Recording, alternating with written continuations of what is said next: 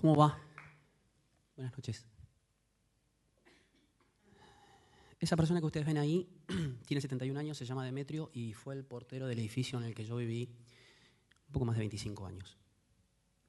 En ese edificio trabajó 42 años, y se retiró el año pasado. Cuando se fue, mucha gente lloró en ese edificio porque pensaba que era parte de su familia. De hecho, a lo largo de esos 42 años, además de arreglar infatigablemente canillas, persianas, cocinas, le ofrecieron ser padrino de más de un recién nacido y vio morir en sus brazos a más de un propietario. En esa casa, las Heras 1844, las Heras Casi Callao, había una norma que era dejarle a Demetrio, cuando la gente se iba de vacaciones, plata o un cheque en blanco para que él pagara las expensas, los impuestos. Él después rendía. Nunca en 42 años tuvo un problema de dinero, había confianza ciega en él. Hablando hace poco con él, me decía, yo pasaba la aspiradora con amor todos los días. Es por eso que en 42 años solo hubo que cambiarla 2 veces. Demetrio Pérez es mi padre. Y yo creo que es el mejor portero de la historia. Y también es monotask.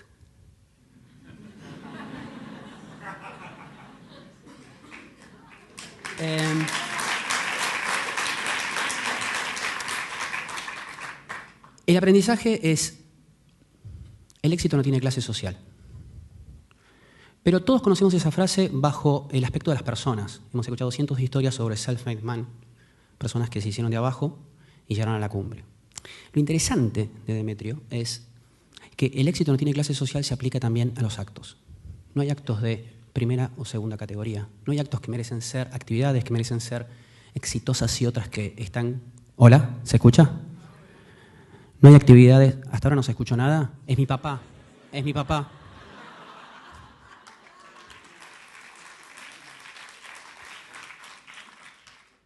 Decía, no hay actividades que merecen el éxito y otras que están relegadas a la mundanidad.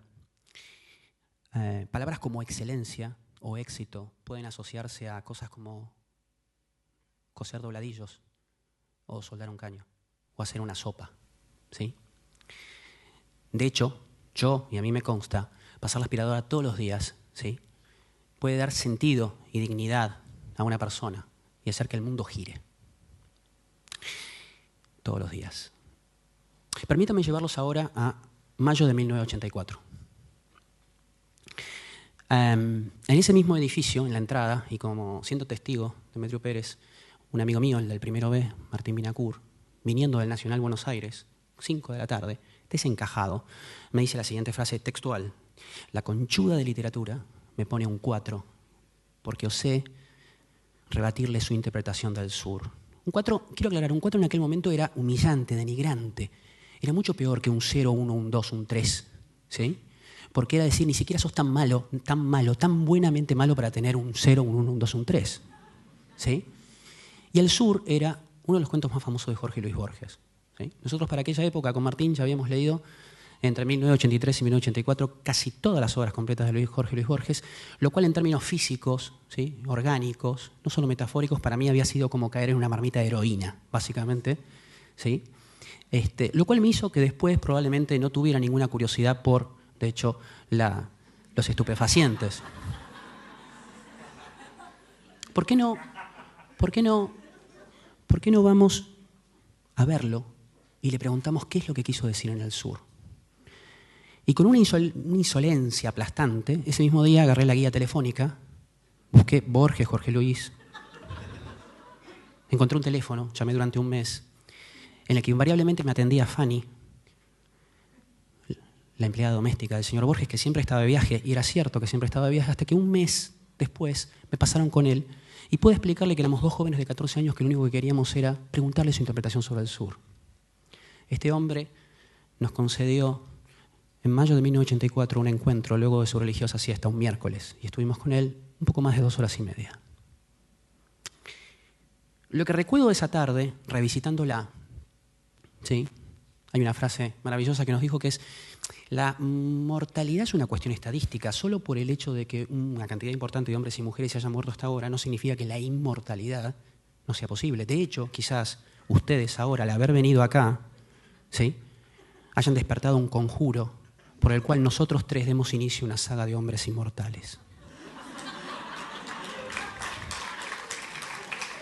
Merca de la buena, como verán.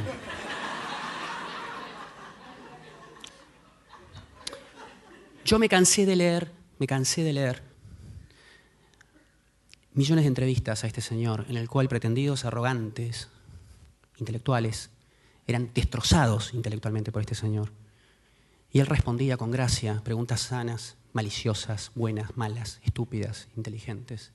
Ese mismo personaje fue capaz de juntarse con nosotros 2 horas y media, 2 jóvenes ignotos de 14 años, subnormales, que lo único que querían era decirle a una conchuda que se había equivocado con un cuento.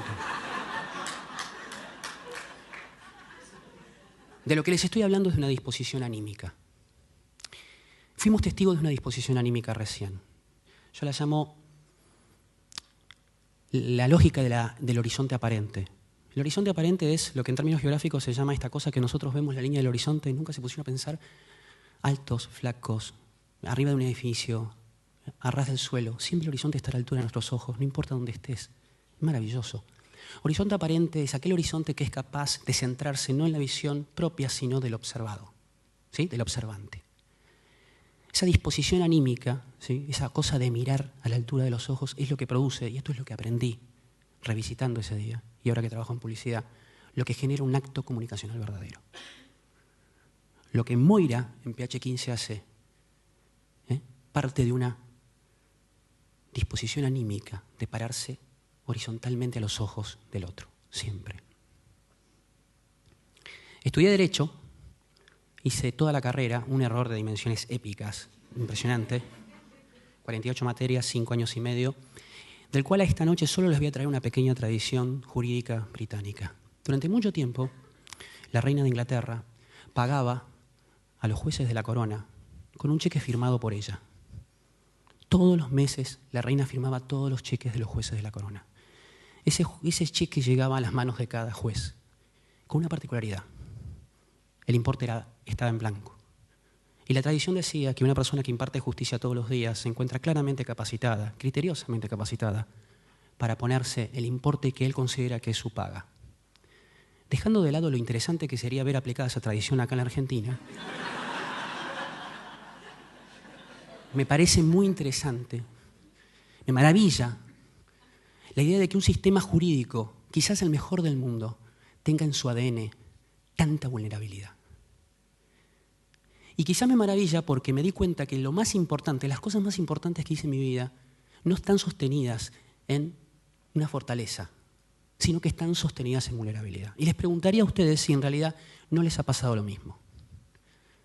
Lo más importante que yo hice en mi vida partió de una vulnerabilidad. Hölderlin, un poeta alemán, tiene un verso hermoso que dice: allí donde crece el peligro, crece lo que nos salva. Poniendo ingentes cantidades de lo que ustedes quieran llamarle, confianza, fe, arrojo, para mí no hay ninguna palabra, en ese lugar es donde comienza algo realmente nuevo, bueno, importante. Así es lo que yo aprendí. Estudié publicidad durante 20 años. Sigo estudiando. Trabajo de eso. Si yo tuviera que destilar estos 20 años de comunicar las bondades de algo o alguien, recurriría a 3 nociones que tienen que ver con la perdurabilidad, la verdad y la emoción. No hay acto comunicacional perdurable que perdure en el tiempo si no tiene verdad o emoción. Estoy hablando de términos absolutos. Verdad en términos absolutos, emoción en términos absolutos. ¿Sí? Cuando ambas cosas se juntan, a mi modo de ver, ese acto comunicacional es invencible. Miren, 2 cosas.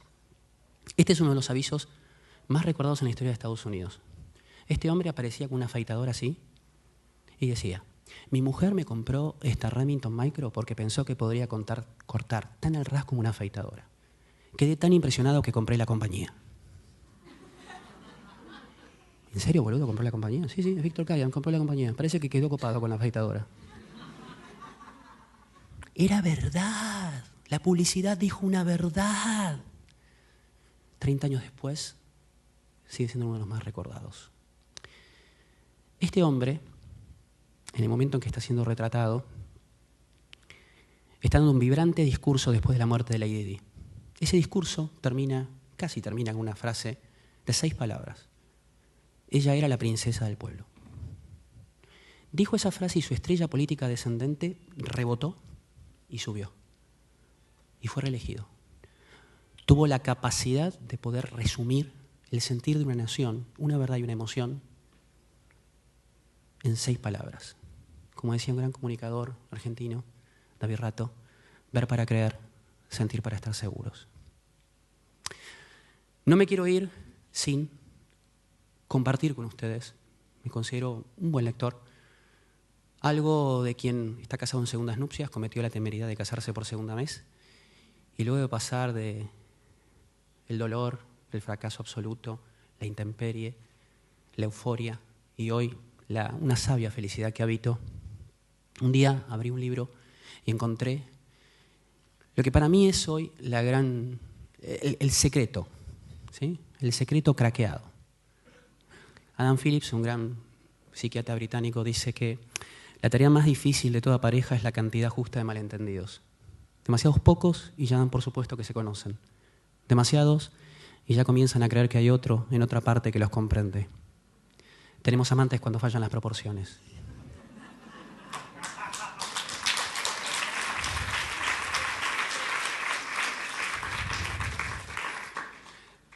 Cheques en blanco de Demetrio, del juez, Aleps, un poco de droga literaria, disposiciones anímicas. Esta ha sido mi trama. Muchas gracias, buenas noches.